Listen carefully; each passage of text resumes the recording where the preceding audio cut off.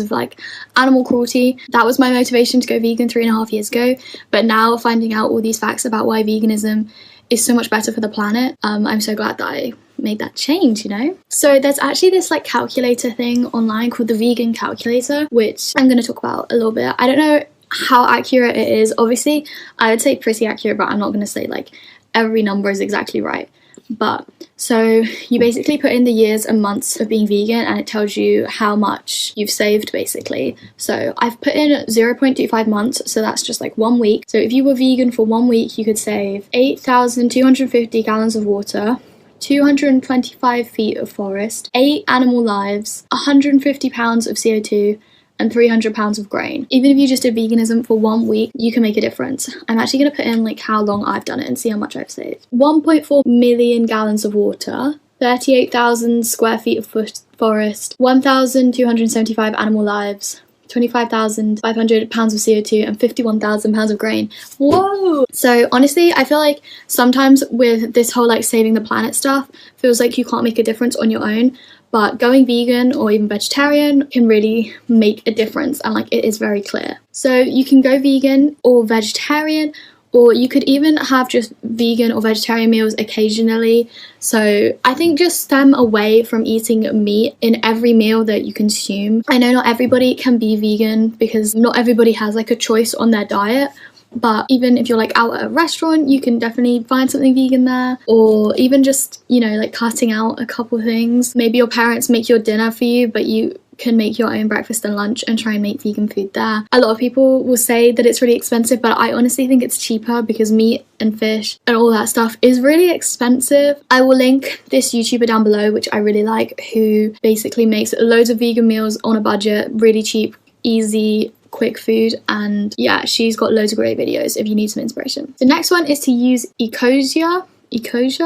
I don't know how you say it, but I've been using it for ages. It's basically just a search engine. If you have Google Chrome on your laptop, you can add it as like an extension, and then basically each search, the ad revenue they put towards planting trees, and it actually tells you how many trees you've planted. So I don't know how long I've had it, maybe a few months. I have planted 15 trees, which is really cool. This is one that you don't even need to do a single thing. This will take you 2 minutes to install and you never have to think about it again. Next one is to try and avoid products with palm oil. So this is something that's actually more important than you would think. Palm oil is a oil, obviously, and it comes from this plant which basically they tear down rainforests and destroy, you know, ecosystems and habitats. And there's tons of videos of all the orangutans kind of like on the like things they use to like cut down the trees, and it's really sad. They wipe out this whole rainforest to plant the palm oil trees, which is so bad because you're losing so much diversity when you cut down the rainforest. It's like the most diverse place on the planet, and all those animals have no home now, have literally just destroyed one of the like most natural precious areas in the world. The rainforest is being torn down at like such a horrible rate. Rainforests help to regulate the temperatures around the world and like the weather and rainfall and all of that sort of thing. They're really important to us as like a species, and also just ethically, like it's wrong to cut down such a beautiful thing just to make this palm oil really cheaply basically.